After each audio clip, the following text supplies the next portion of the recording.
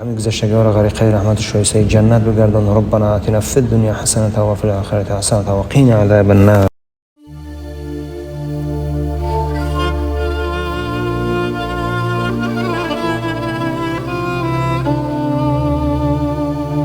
نگاه کنین همش ستومایی که با حرفای عربی نوشتگن، همون چیزی که بود همون چیزا موندگن، نه ترکی و نه انگلیسی اگون چیزگر نه.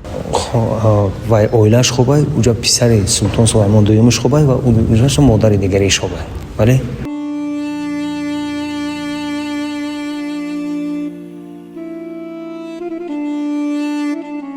گناهش اقرار شود. با همون خاطر معذرت دوستان عزیز برای از همه چیزی بد نسبت یک برادر مسلمان گمان بد کردن است. بله. با همین برنامه راه در سفر با سرپرستی مغازه زیارت شاپ. دقت مرکز خدمت رسانی زیارت شاپ با داروهای گیاهی خود در خدمت ما و شماست. نفرانی که از ریختن موی سر تنفسی میکشید، از شامپونی تریچاب استفاده برید. نفرانی که مثل ما موی سر زیبا داشته باشید، از مینوکسیدیل استفاده برید. نفرانی که مثل اکاجون ما خراب شدن میخواهید، از فاتزار و لیپاتریم استفاده برید. مثل من فربه شدن خواهید، سامیونوان و رد گینسن.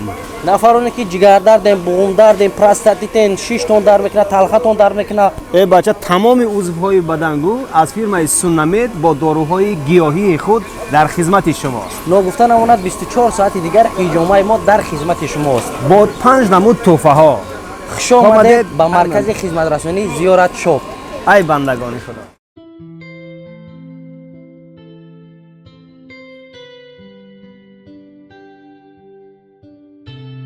السلام علیکم دوستان و هواداران سامانه رحیم پروداکشن. دوستان عزیز، امروز یک برنامه خوب و جالب پیشنهاد شما میکنیم. السلام علیکم و رحمت الله تعالی و برکاته. خوب و آرام و آسوده باشید. بنده عبدالله بابیوف و رحیم زیایوف با برنامه راه در سفر. بله دوستان عزیز، یک جای آمدیم که تمام توریست‌ها، تمام بلاگرایی که ترکیه بیان حتما ایجاد یک عکس خاطروی میگیرن. امیدوارم که این روز را برای شما روز تاریخی میگوییم، زیرا که در نزد مسجد سلطان سلیمان است که کمی هم باشد برای شما معلوماتی پوره را میدهیم. بله دوستان عزیز، در نزد مسجد سلطان سلیمان قرار داریم. امروز برنامه ما عاید انمی مسجد میشود و جایی که سلطان سلیمان همراه همسرش به خاک دفن کردگان یک برنامه خوب میشود. هر کسی که در روی اکران هستین با صبر تا آخر برنامه تماشا کرده ما را دستگیری کنید. دستگیری از شما، پیشروی از ما. انا دوستان عزیز میرم که برنامه سر شید.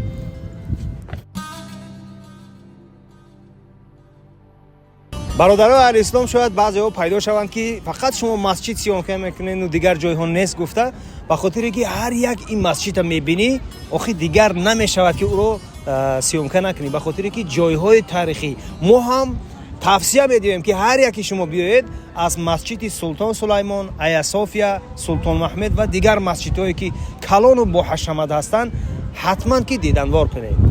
بله دوستان عزیز، با کدام خاطر که در ترکیه دو جای تماشابینه، یک مسجدی بسیار داره، دیگر بر سیاحتی در کشتی و کربلای کلانش. دوستان عزیز، بغیر از این دو چیز دیگر چیزی نیست که دقت سیاحا را به خود جلب کنه. ما هم خواستیم که از همین دو چیز برای شما بسیارتر معلومات بدیم. از آن جمله ما مردم مسلمان احتیاج به انمی خیل جایها و انمی خیل تاریخ‌های گذشته بزرگ داریم. هر آن چیزی که در آینه نیلگون می‌بینین هیچ باور نکنین، چون که آن با عشق و عاشقی حاضر زمان ثبت کرده گیان.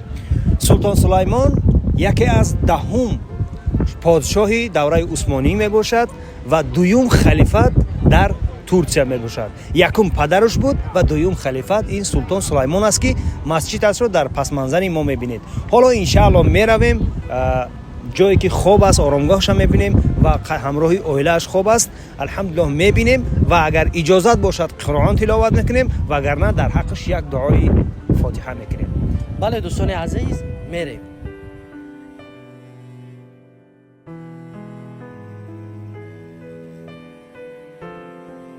برادر اهل اسلام، این جایهای آرامگاهی که شما میبینید سلطان سلیمان با همراهی اویله‌اش، تمام فرزندانش. سلطان سلیمان 46 سال در سر قدرت زندگی کردگی، پادشاهی کردگی. از همین 46 سال بعضی از تاریخ‌ها میگن 23 سال یا اینکه 26 سال فقط جنگ کردگی در راه آوردن اسلام، در اینه که برای رواج و رونق دادن اسلام. бале дӯстони азиз, ҳозир як чизи хуб барои шумо пешниҳод мекунем. Мехоҳем ки аз пеш ҳаму давоми барномаро барои шумо гап занем.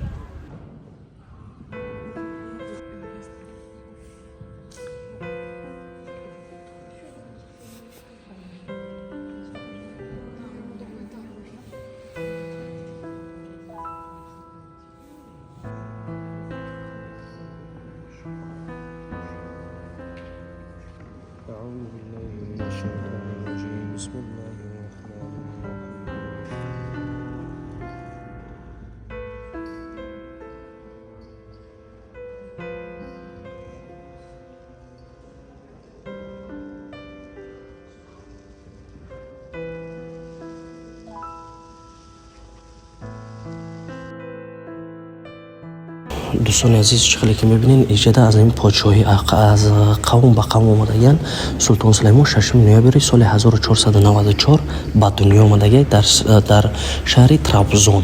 در شهر ترابزون پدرش باشد یاوز، مادرش باشد حفصه نام دارد.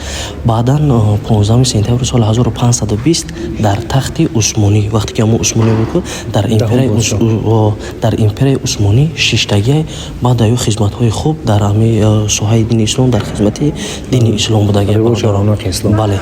برای این آرامگاهی که می‌بینید همه مردها میباشن، از همین پدر و پسر و نبیره و دیگر ها میرویم ان شاء الله که برای جای آرام گوهی مادر یعنی همسرش و مادرش و دخترش سلطان سلیمان. تا جایی که ما دیدیم در همین وقت مقبره مردهاشون جدا کردن، زنهاشون جداگانه. به همین خاطر هر یک کدومش گردش محکمه مرداش هم فرق نداره، مرد زن میاد زیارت میکنه، زنهاش هم از اون جمله همین خیر. بله میریم برادر.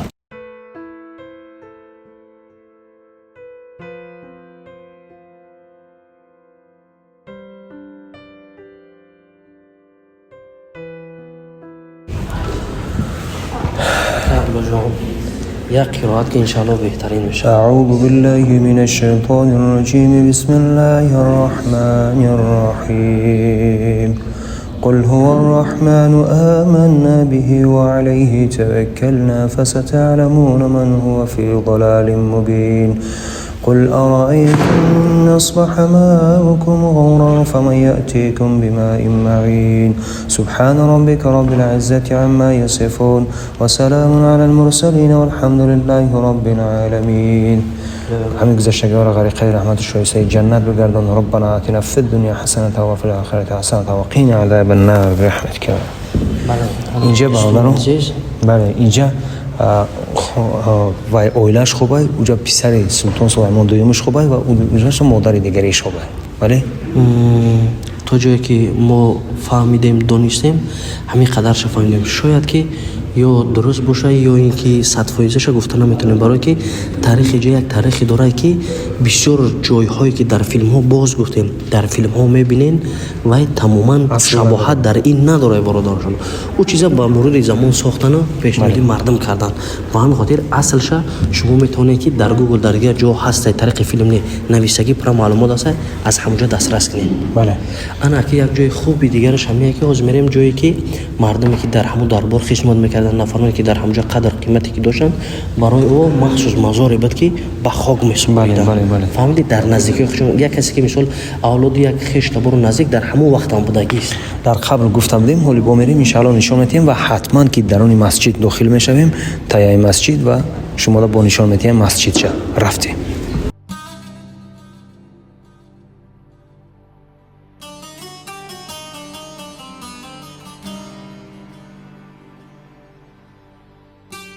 جایی که ما گفتیم برای شما پیشنهاد میکنیم انمی مکانه که نگاه کنین همش ستومایی که با حرفای عربی نوشتگان، همون چیزی که بود همون چیزا موندگان، نه ترکی و نه انگلیسی اگون چیزگر نه، همش با مخصوص سنگای مرمری هست که نه که عبدالله نگاه که چه سنگایی که قیمت بها سنگایی که از درون آب میبرارن کو سنگایی که از یا کندکاری خوب کردن ممکن.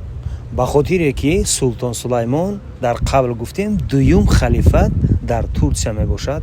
یکم خلیفت ای پدرش بود که اسلام رواج رونق یافتنش در ترکیه بود و دویم خلیفت ای خودش بود. همین سلطان سلیمان هم در قبل گفتیم بسیار جانبازی ها کرده برای رونق و پهن شدن اسلام در اسابینه همه ترکیه ده و اینا انشاءالله اینا را دیدین آرامگاه ها را اگه هر یک جایی که میوی به اوجا دعا نکنیم اگر با که دیگر نمیشود اینا دعا کردیم الحمدلله همه تمام گذشته باشه اینجا شاید اویلش باشه شاید همون وقت هایی که کار میکردن نزدیک های دربار بودن شاید اینجا عربی نویسه که ما اوقع بلد نیستیم در عربی خوندن با هم خاطر فکر میکنیم که همه انمو درباریایی که در همونجا کار فعالیت میکردن در دربار سلطان سلیمان همون ها میباشن خوب میشه که عبدالله جان که هر کسی که معلومات داره در زیر کامنتر نویسه چون که دیگر نفر وقتی کامنتر را میخونن میفهمن که گپ درباره کدام وای مسجد رفتیسه درباره کی رفتیسه یا مثلا چه خدمتایی کردگی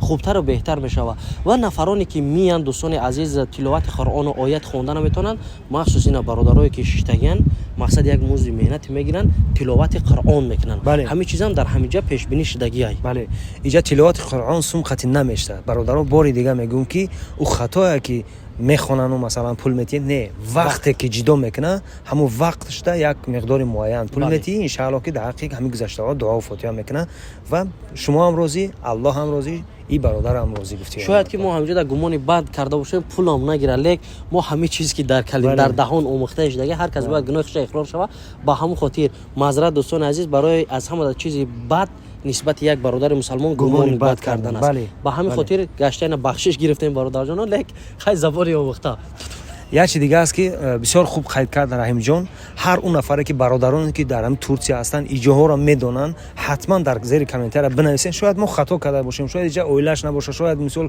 دربار نباشه لیکن هر چیزی که در فکر و عقیدمون اومد ما هم فکر کردیم که اینجا همون کار میکرده دربار و هر اون تاجیک زبانی که در ترکیه الحمدلله کار فعالیت میکنه ایجاها را خوب میدونه حتما در زیر کامنتر بنویسین ما هر چیزی که گفتیم کمبودی بود منظرت میخواهیم بله میریم حاضر دوستان عزیز میریم من همون مسجدی که کردگی میدونیم درونی مسجد چه میبینیم که این از مسجد سلطان احمد هم پیش است سلطان سلیمان همه دیزاینایی که هم هستن اصابینه از همه جا گرفته برای که مسجدها چخیلی میدونیم همش پشتی یک پروژه با خاطر کی گفتیم که در مسجد آیا صوفیا گرفته تمام همین مسجدهای ترکیه همش از مسجد آیا صوفیا رفتیم دوستان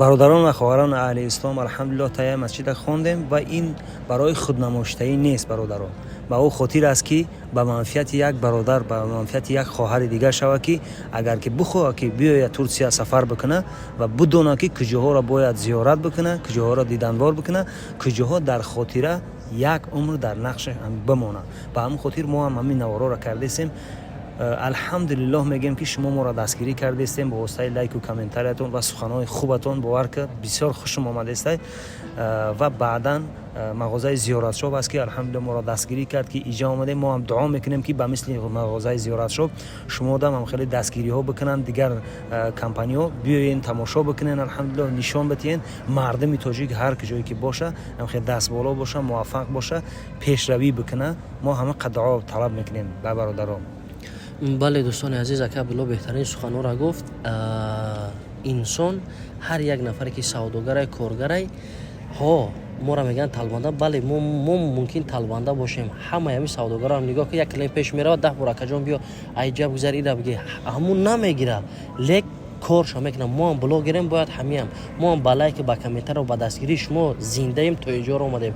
اگر شما ما را دستگیر نمیکردین همون درون گاو مال همون درون قشلاق میموندیم دوستان عزیز. به همین خاطر هر چیزی کردیم با فایده هم شما هم خودمون جایها را توصیه دادیم که بعد از سر ما مردم در حق ما دعای نکنن، نگن که یو ربی خشون مردن رفتن چی ها بعد خود باقی موندن که. بله بعضی مثال گپ پیدا میشه که شما فقط رفتین و خوردین و گشتین خاک الحمدلله شکرانه کردن در کار. این نعمت تمام او چیزایی که خداوند برای انسانیت میتیه شکرگزار باشیم. شاید الحمدلله سلامتی خوب داری، شاید الحمدلله لباسکای تازه داری، شاید پدر و مادر داری، اینا هم نعمتن شکرانه کردن در کار. به هم خاطر ما هم الحمدلله شکرانه میکنیم که همه انسان ها پیدا شدن، ما را دستگیری کردن. به مثل شما به مثل مغازه زیارت شو ما اومدیم الحمدلله این قدر جایهای تاریخی، این قدر جایهای عبادتگاه.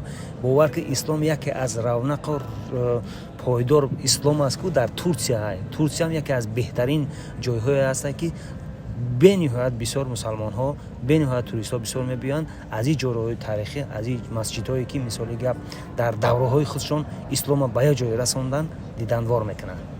بله دوستان عزیز، شخصا برادر یگان تامون حق نداریم که از نعمت الله یک کس بگیم تو بی نصیبی. بله. هر یک انسان این نعمت اللهی همه خداوند همه چیز همه روز همه دقیقه در نصیب ما کشیدگی بوده که ما آمدیم. برای همه ان شاء الله باوری کامل دارم که برنامه به نفع هر یک ما و شما میشه. در آخر برنامه همین را گفتنیم دوستان عزیز که الله نگهبان هر یک ما و شما باشد. ان شاء الله که در زیر کامنت همه سخنانی که شما را انتظاریم. باقی در امان خدا باشین. برای دستگیریتون اینا جانم فدای شما برادران. فقط دستگیری به پیش. خب سلام علیکم و رحمت الله.